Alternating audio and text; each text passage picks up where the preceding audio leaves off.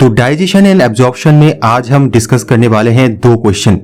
Question number 1, what are papillae? Which of the two bear taste buds? Describe briefly the papillae found in the human tongue. And question number 2, what is mastication? What is tiling? How does it help in digestion? तो basically हमें यहाँ पे definition लिखना होगा, लेकिन इससे पहले एक छोटा सा information. Papilli is the plural form of papilla. That means papilla is the singular form and papilli is the plural form. तो डेफिनेशन में सबसे पहला पॉइंट आएगा कि they are small bump-like structures. Second point आएगा कि they are found on the surface of the tongue. Third point is कि इनमें से कुछ पैपिली में टेस्ट बड रहता है, जिनकी वजह से हमें खाने का टेस्ट समझ में आता है, एंड कुछ पैपिली खाने को ग्रिप करने में हेल्प करता है ताकि हम उसे आसानी से च्यू कर पाए। तो इन तीनों को मिलाकर कुछ इस तरह का डेफिनेशन तुम लोग लिख सकते हो, and that is papillae are small bump like structures on the surface of the tongue that contain taste buds and help grip food during chewing. The second part of question number 1 is which of the two papillae bear taste buds? That means हमें उन दो papillae के नाम लिखने होंगे जहां पे test buds होते हैं। पैपिली को हम दो कैटेगरी में डिवाइड कर सकते हैं, one is gustatory, another is non gustatory. Gustatory word आया है गस्टेशन से, जिसका मतलब होता है टेस्ट की फीलिंग। तो गस्टेटरी पैपिली में दो पैपिली आते हैं, one is circumvallate papillae and another is fungiform papillae.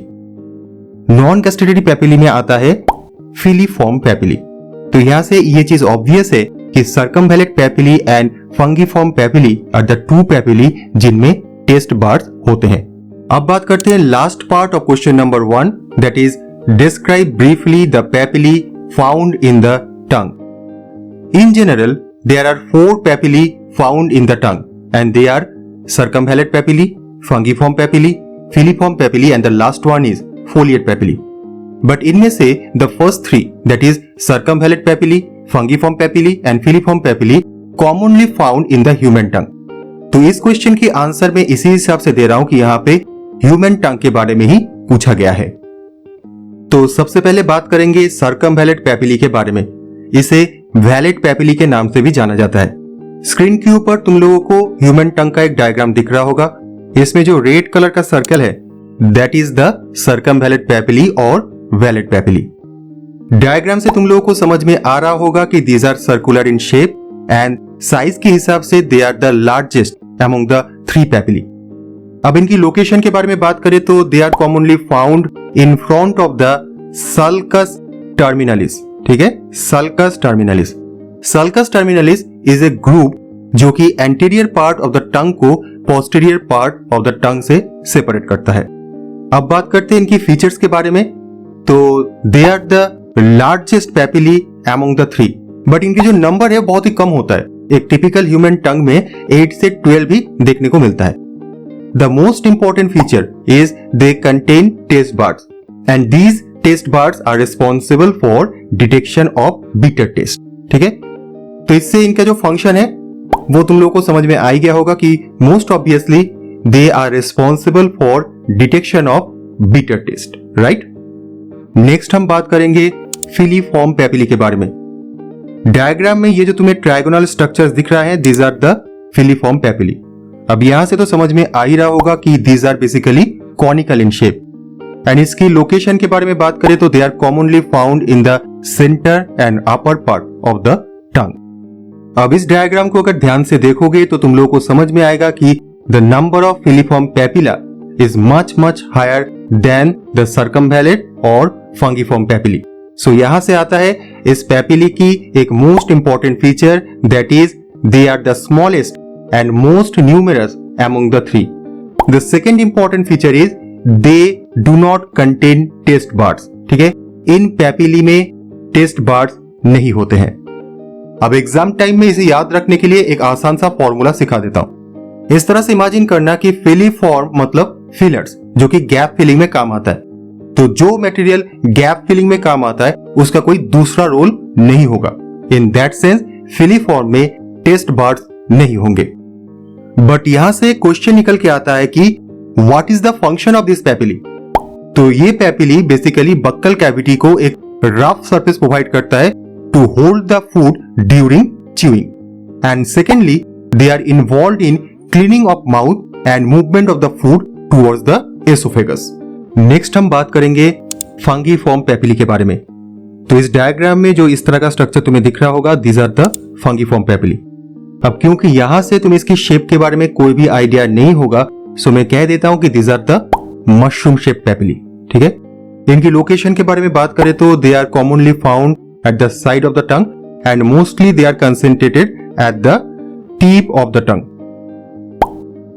Features में आता है कि they contain taste bud, more specifically each papilla contain 5 taste buds. ठीक है, अब क्योंकि इनमें टेस्ट बड्स होते हैं, so fungiform papillae involve in the taste detection, so they are responsible for detection of sweet, sour, salty and umami taste.